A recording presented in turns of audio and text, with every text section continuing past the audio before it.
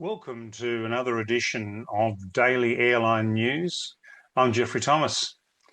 The question today is, who is responsible for the search for MH370? Is it Malaysia? Is it Australia?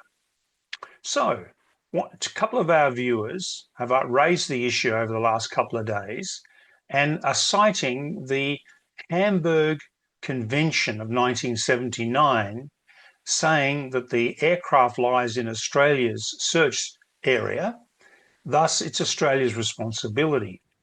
So I don't think that was the case, but I put the question to Richard Godfrey, who has perfected the whisper technology around which the new proposed search is based, and this is Richard's reply. The Hamburg Convention of 1979 relates to search and rescue operations and not aircraft accident and incident investigations. He goes on, international law is based on a number of conventions, declarations, protocols and cases. These include, inter alia, the Paris Convention of 1919, the Warsaw Convention of 29, the Chicago Convention of 44, the Rome Convention of 52, the Tokyo Convention of 63, the Hague Convention of 70, and the Montreal Convention of 71. Each convention defines the rights and responsibilities of the signatories to that convention. The Chicago Convention established the International Civil Aviation Organization, ICAO, which became a UN agency in 1947. Aircraft accident and an incident investigation is covered by Annex 13 of the ICAO International Standards and Recommended Practices. International law differentiates between the state of occurrence of an accident and the state of registration of the aircraft involved in the accident.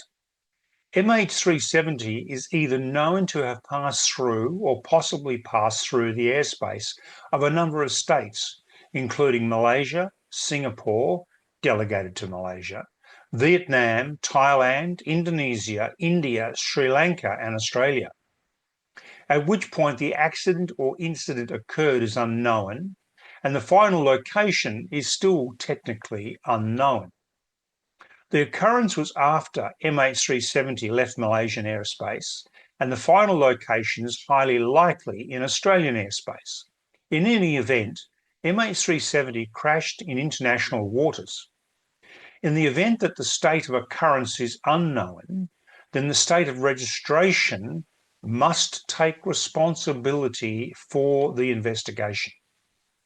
MH370 was possibly the subject to an act of hijacking or terrorism, and the 239 passengers and crew were victims of the possible hijacking or terrorism. The passengers came from China, Malaysia, Indonesia, Australia, India, France, the US, New Zealand, Canada, Ukraine, Iran, Netherlands, Russia, and Taiwan. All these countries have a legitimate interest in the investigation and can issue legal criminal proceedings if a hijacking or terrorism is suspected. The cause of the accident is not known. Anyone may search in international waters for MH370, but no one can disturb, interfere, or remove any of the wreckage without the agreement of the state of registration. Malaysia may ask other countries to help with the investigation, and this is already the case with the US, FBI, NTSB and Boeing, Australia with the ATSB and DSTG, France, BEA and Thales, and UK, AAIB and Inmarsat. Any attempt to remove MH370 wreckage without the agreement of the state of registration would be illegal under international law. So there you have it.